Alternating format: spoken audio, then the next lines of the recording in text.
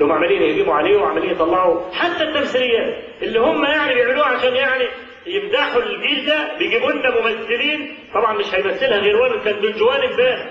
ومين ما يفتت كبد ممكن يبقى يتوافق الولد اللي مركب لي دقن ومصر عمر بن عبد العزيز، وفيلم معروض له مثلا من 30 سنه كان بيمثله عمال يحضر في واحده وبوس فيها والكلام ده، والاثنين في ليله واحده وعلى نفس القناه. يقوم يبهت الشخصيه.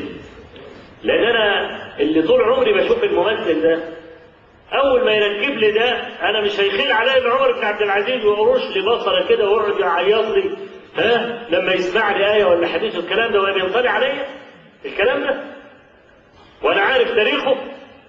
ده الكلام ده بيعملوه لمين يعني؟ استغفلوا مين؟